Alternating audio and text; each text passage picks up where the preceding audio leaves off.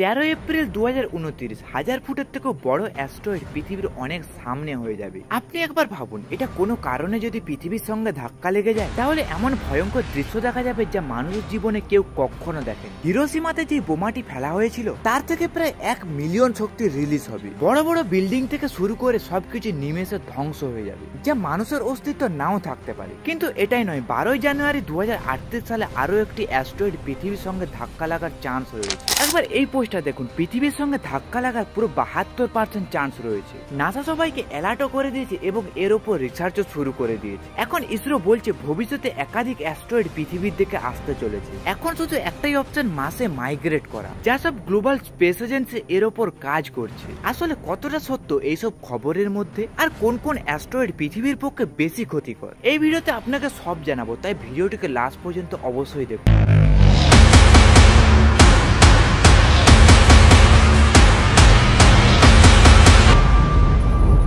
মূলত অ্যাস্ট্রয়েডকে ছোট প্ল্যানেট টয়েসও বলা হয়, কারণ এইগুলো এক একটা প্ল্যানেটের মতো হয়। আসলে এই বড় বড় পাথরগুলো প্ল্যানেটের বেল্টে ঘুরতে থাকে। সাইজে এইগুলো 10 থেকে 20 মিটারও হতে পারে, আবার 100 থেকে 200 কিলোমিটারও হতে পারে। সব থেকে ছোট অ্যাস্ট্রয়েড যেটা রয়েছে সেটা মাত্র 2 মিটার, আর সব থেকে বড় অ্যাস্ট্রয়েড হচ্ছে 940 কিলোমিটার, যার নাম হচ্ছে সেরেস। আর সব থেকে বেশি অ্যাস্ট্রয়েড রয়েছে মার্স আর জুপিটারের মধ্যে, যা মিলিয়নের থেকেও বেশি অ্যাস্ট্রয়েড রয়েছে। আর দুটো অ্যাস্ট্রয়েডের মধ্যে ডিস্টেন্স থাকে প্রায় 1 মিলিয়ন কিলোমিটার। আর কখনো এমন হয় যে অ্যাস্ট্রয়েড তার অ্যাস্ট্রয়েড বেল্ট থেকে বাইরে বেরিয়ে যায় আর পৃথিবীর দিকে চলে আসে, তখন ওকে আমরা বলে থাকি NEOS। আর নিও শুধু অ্যাস্ট্রয়েডই নয়, বরং ধূমকেতুও হতে পারে, আবার মিটিওস, মিটিওরাইটও হতে পারে। এখন আপনারা বলবেন এদের মধ্যে পার্থক্য কি? সবগুলাই তো উল্কাপিণ্ড যা স্পেসে উড়তে থাকে। যেমন অ্যাস্ট্রয়েড তৈরি হয় পাথর আর মেটাল দিয়ে, আর কমেটস তৈরি হয়ে থাকে বরফ, পাথর আর ডাস্ট দিয়ে। অ্যাস্ট্রয়েডকে মার্স ও জুপিটারের মাঝে অ্যাস্ট্রয়েড বেল্টে পাওয়া যায়, আর ধূমকেতুকে কাইপার বেল্টে পাওয়া যায়।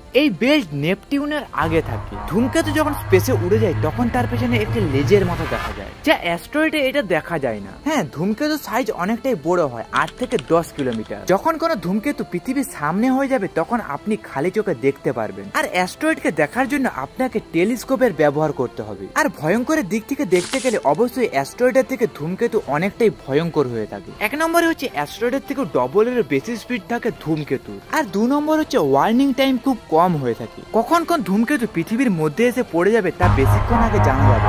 আর মিটিওরয়েড যেটা হয় সেটা হচ্ছে অ্যাস্ট্রয়েডের একটা ছোট্ট টুকরো। যখন কোনো মিটিওরয়েড পৃথিবীর অ্যাটমসফিয়ারে ঢুকে যায় সেই সময় তার স্পিড অনেকটাই বেড়ে যায়, যার ফলে সেই পাথরটা বাতাসের সঙ্গে ঘর্ষণ খায়। তখন সেই পাথরের টুকরো হাজার হাজার ডিগ্রি সেলসিয়াসে পৌঁছে যায়, আর সেই সময় আমরা তখন লাল আলোর মতো দেখি। আর যখন কোনো অ্যাস্ট্রয়েড পৃথিবীতে এসে অলরেডি পড়ে যায় তখন সেটাকে আমরা বলে থাকি মিটিওরাইট। এবার আমাদের যেটা সব থেকে বেশি ইম্পর্টেন্ট সেটা হচ্ছে NEOS। যে অ্যাস্ট্রয়েড গুলো পৃথিবীর খুব সামনে হয়ে যাচ্ছে সেগুলো পৃথিবীতে এসে না পড়ে যায় আর পৃথিবীর ধ্বংস না হয়ে যায়, কারণ এটা অলরেডি হয়ে গেছে। 66 মিলিয়ন বছর আগে ডাইনোসরের সাথে এই অ্যাক্সিডেন্ট যখন হতে পারে তাহলে এটাও হতে পারে।